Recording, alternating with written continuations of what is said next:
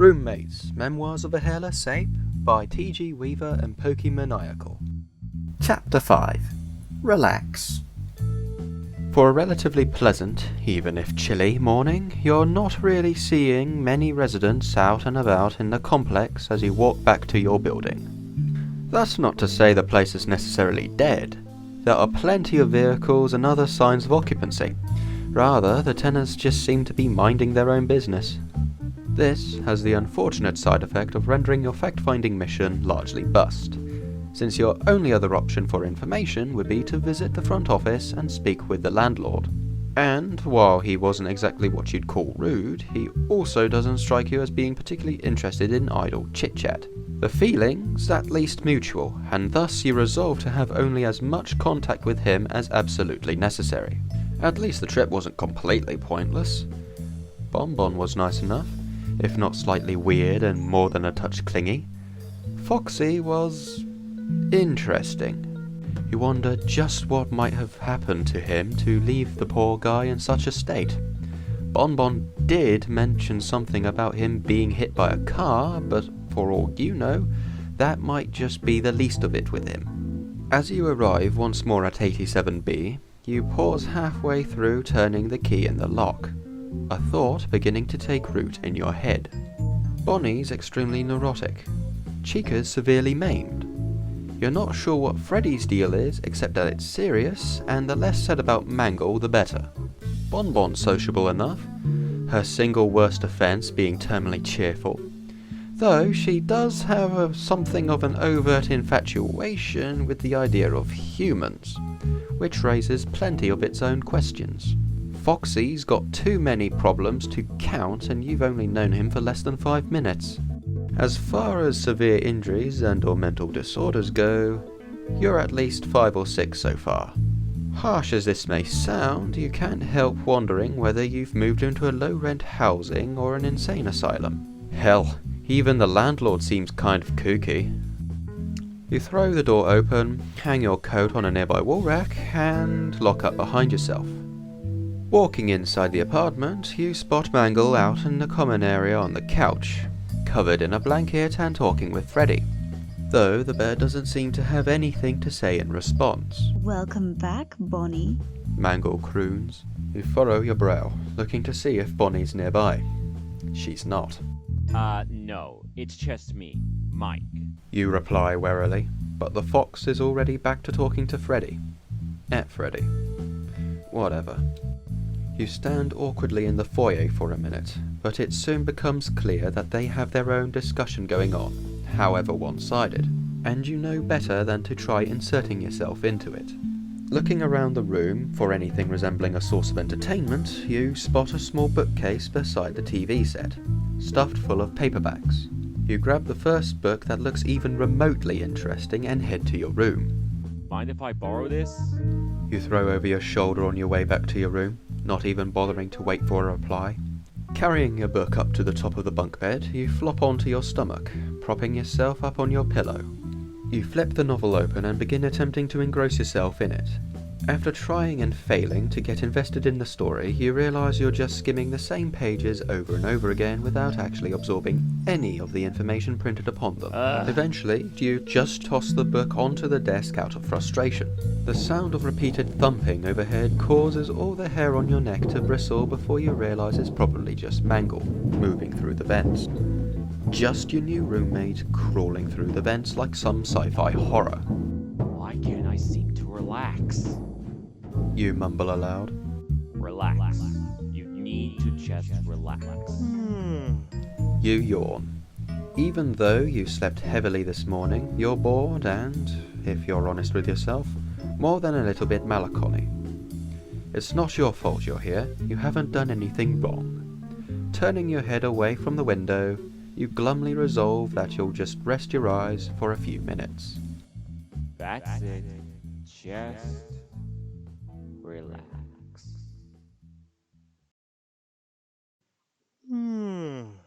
You yawn, eyes slowly opening. Your nap did wonders for your mood. You didn't even realise how much tension you had in your back and shoulders, but now that it's gone, you definitely feel an improvement. Breathing deep, your nostrils fill to the brim with sweet therapeutic scents of lavender and chamomile.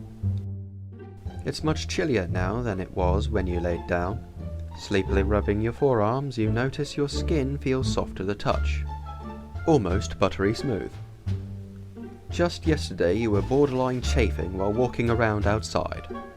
Besides, you could have sworn you laid down fully clothed, and yet you don't have your shirt. Well, that explains being cold. Wait. Lavender? Yeah, right. Try body odour. You haven't had a shower since the previous night, and all you did this morning was wash your face before breakfast. If anything, you should smell like sweat. Ah! With a start, you fully snap awake, nearly falling out of your bed and onto the floor. Holy shit! You catch yourself on the ladder with one arm halfway down, breaking your fall instead of your leg. Righting yourself nervously, you conduct a hasty examination of the room, since you just know someone has to have been in here. All of Freddy's things are neatly in order, and he's made a little more progress on his drawing. But he'd been working on that when you left, so he probably hasn't been in here since you fell asleep. The wall clock says it's 12:30, so you were out for well over 2 hours. You're practically twirling around, bewilderment spreading through your body like a fever. The light from the window glints off something, drawing your attention to the floor. Leaning down, you pick up a fairly oversized metal bolt, about 1.5 inches in length. As you turn it over in your fingers, you try to figure out what it could have come from. Freddy's more of an artisan type, not someone who appears to dabble much in mechanical things. Looking up, you realise there's a vent cover directly overhead, which is hanging just a little crooked.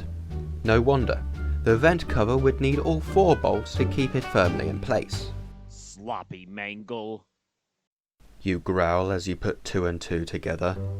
Grabbing your shirt off of Freddy's desk chair, you button it up quickly before charging out into the common area, where Bonnie, Chica and Freddy have gathered around the table to eat lunch.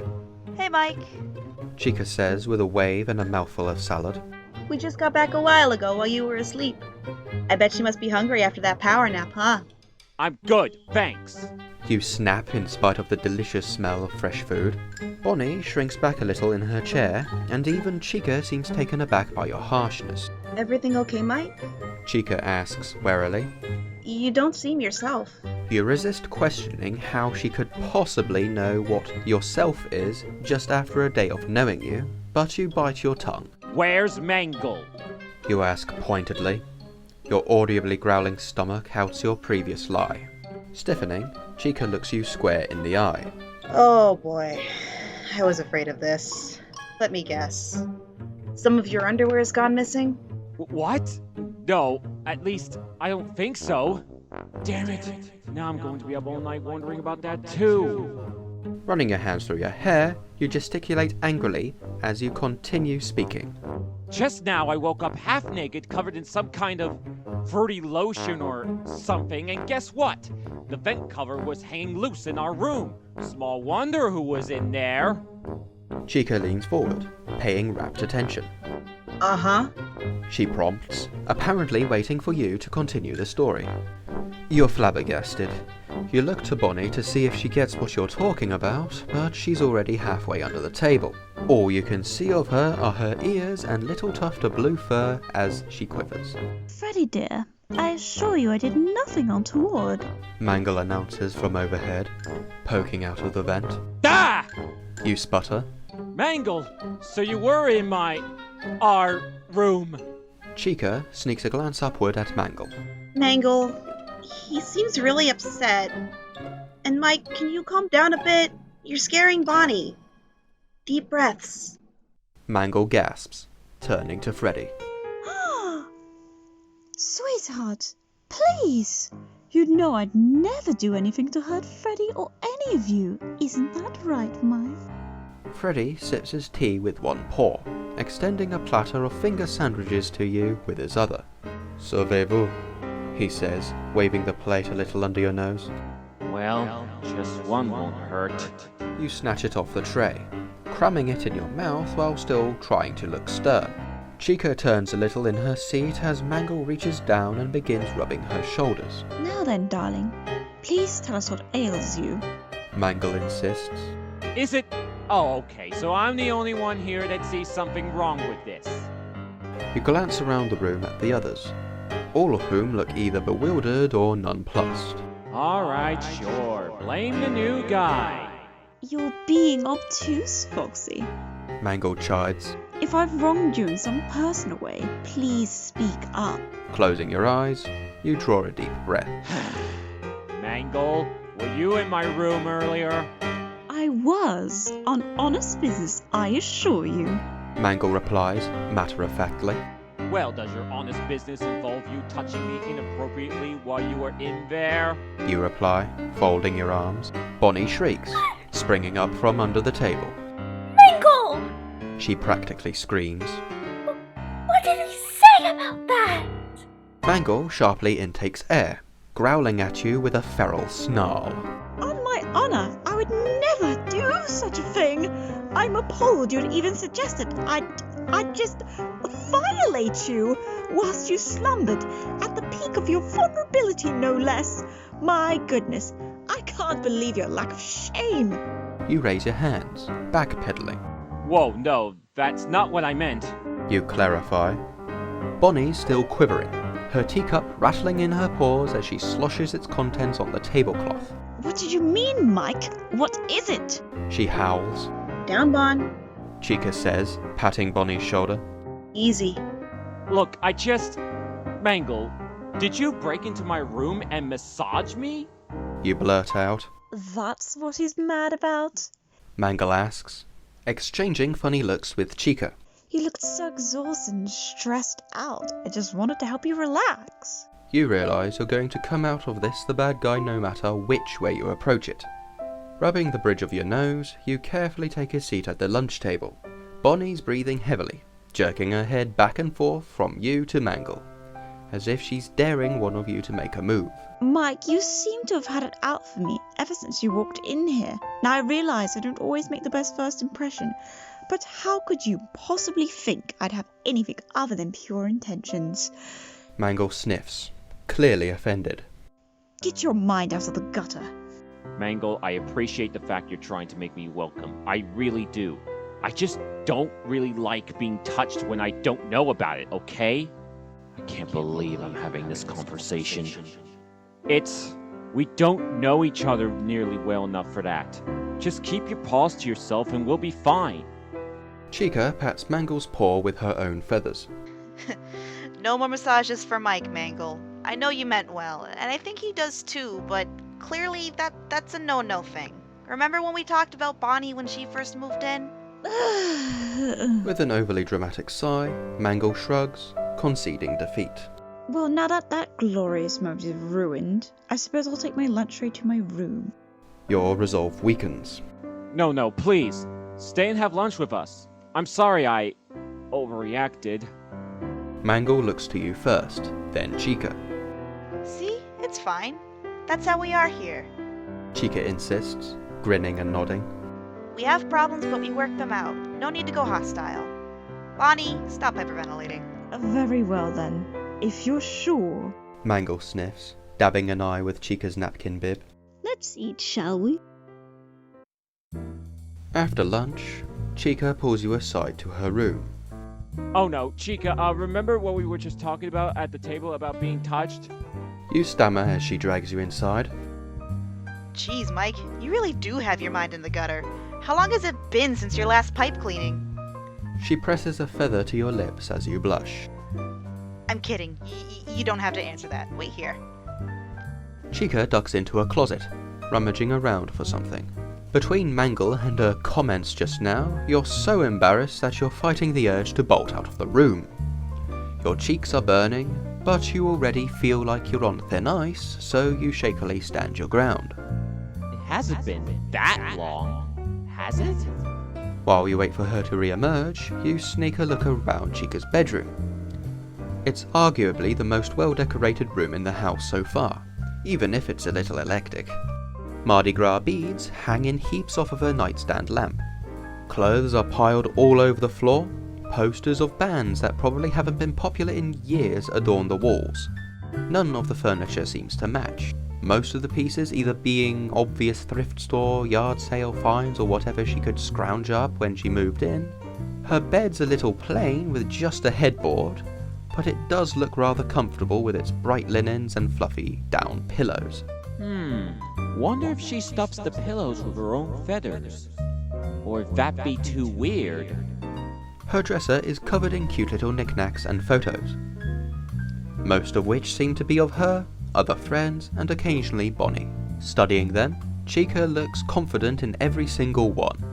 They're all labelled cutesy things in flowery writing like Summer Vacation 11 or At the Beach with the Girls.